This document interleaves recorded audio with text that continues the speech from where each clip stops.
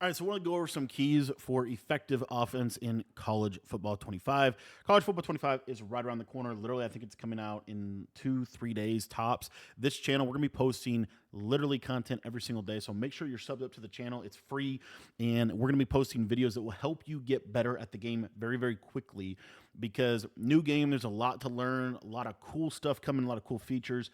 But I wanted to dive into a couple of things that I want you to think about as you're kind of thinking about mentally preparing what offense am I going to run. So, a couple keys to effective offenses in both college football and Madden. I've been teaching football gaming for the last 13 years, and you see some trends that kind of repeat themselves, and there are principles as to why. Now, the reason I'm going to kind of start fundamentally with Bunch is because it has been the best offense in Madden pretty much since Madden 12. And I want to explain why that is the case. And then I want to explain how you can take that principle, the principles that make Gun Bunch really, really, really good are going to be principles that you can apply to whatever formation you want to run, whether you want to run trips, whether you want to run tight, whether you want to run pistol, whether you want to run under center, whether you want to run a slot.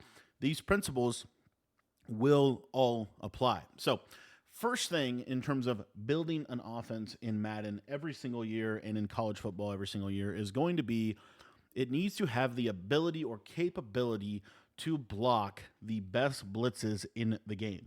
Now, typically, the pass protection methodology is going to be one of two things. Number one, the most standard and most basic way that you're going to want to be blocking blitzes, regardless of whatever football game you're playing, is have your running back on one side of the formation and your tight end on the other side of the formation.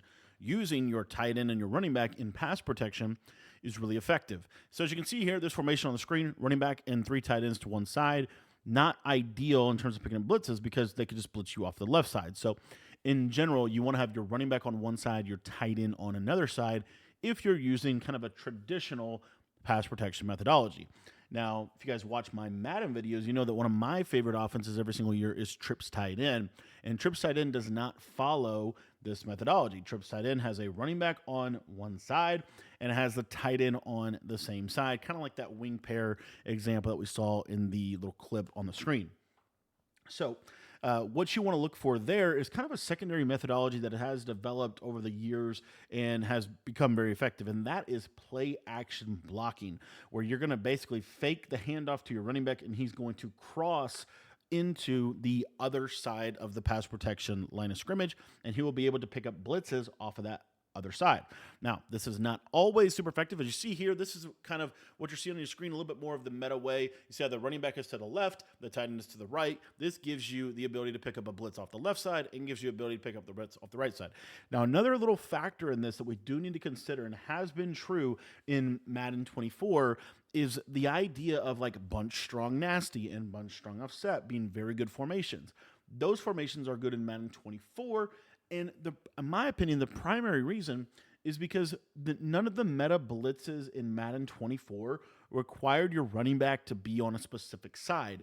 With the use of slide protection and ID the Mike features, you were able to pick up the blitzes regardless of which side your running back is. That could be very true in college football 25. The important thing that I'm trying to drive home with this first key point is whatever offense you are going to be running, you need to have the ability to block the best blitzes in the game. That is really, really foundational and fundamental. Now, another really important point in terms of building a successful offense in college football 25 is going to be that your offense, whatever it is that you want to run, and this is why Bunch has been good for years, is it needs to have unique routes in the formation that make it effective. Now, in college football 25, every quarterback is coming equipped with the ability to put corner routes and post routes on the field. Here we see Bunch nasty, got tight end on one side, running back on the other side, kind of like getting a look at some of the plays. The reason that is important, though, guys, is you have to have, in your formation of choice, it really needs to have good routes. And what do I mean when I say good routes? I mean unique routes that are effective. There are a lot of unique routes in video games. Not all of them are effective. How do I define effective? Well, generally speaking, in a very simple phrase, is consistently able to beat man coverage or zone coverage or both. Okay. And another thing that makes it unique is it's not hot routable. You can't just hot route it. So again, we're going into a game now where we're going to be getting new hot routes, new route stems. Here's a little picture of the playbooks. And the reason that's important, guys, is you are going to be able to put corner routes on the field. You're going to be able to put post routes on the field. You're going to be able to put crossers. You're going to be able to put in routes. With the route stems, you're going to be able to put them at different depths. So the reason that matters, guys, is that now you're going to need to even look harder for some of those unique routes. For example, a play like double post in Madden, that post route is very unique. A play like Y option wheel from U-Trips has a really unique post route from left to right. It's also known as the Pat Sale post route. Tight end whip from U-Trips has a tight end whip route. So you're looking for these unique routes. And also when you're looking at the routes in the formation, one of the really important pieces is that you need to be able to attack the entirety of the field. When, this is kind of an air raid principle, but essentially what you want to do is you want to make the defense have to defend the entire field. That means all 53 and a third inches of grass across or feet, or I don't even know the measurement, 53 and a third yards across horizontally, as well as the 50, 70, 80 yards vertically. So you want to stretch them vertically and horizontally. And what that's going to do is it's going to open up a lot of things for your offense. If you don't do that, and this is why even just alignment of a formation is important, because based off of alignment, it can determine whether or not you can attack certain areas of the field. The reason this is so significant is because of the fact that the defenses, if they can just kind of zone in on a zone area, then it's a little bit too easy just to overload with zones. Another thing you're going to see here, and you just saw it on the screen, is the hash marks. This is something that's going to be playing a big level of importance in college football. It's going to be more important in college football than it's going to be in Madden 25, is the idea of these hash marks. And the reason why, and they've been very important in Madden 24, of course, in Madden historically, but the reason it's more important in college, the hash marks are way wider. And so there's a bigger impact in terms of wide side, short side. This is going to affect how you flood zones. I think, personally, this is going to make compression sets worse. It may not wholesale make them not meta, but it will make compression sets worse due to the fact that with these wide hash marks, you can't necessarily flood certain zones based off the grid system that has been in the game pretty much on next-gen console. So, again, you need unique routes. You need those routes to be effective, and you need those routes in combination with your hot routes. So the combination of the unique routes that come into play or in the formation and the combination of the hot routes you have at your disposal, you need those plays to be able to attack the entirety of the field horizontally and vertically, which leads me to my next big tip for building an offense. You need to have one play touchdown potential. Now, this is a really big point that a lot of people don't get right. You need to have big play potential.